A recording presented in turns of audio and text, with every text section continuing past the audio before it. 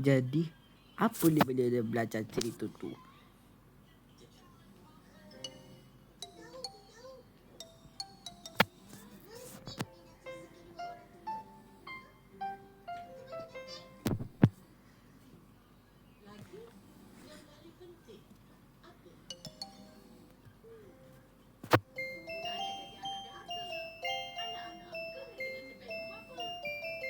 Itu pun tak tahu. Alah kan ni. Mana Lepin tahu?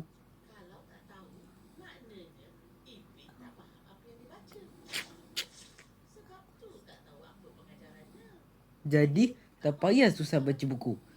Sia-sia je.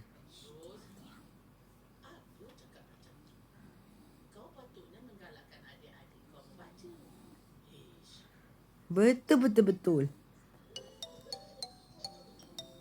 Sekarang, kita bala bercerita. Denaya. Pada zaman dahulu. Tak tahu lah bala berjalannya. Tak tahu lah tu. Dia dah balik. Tak tahu baru cerita. Faham?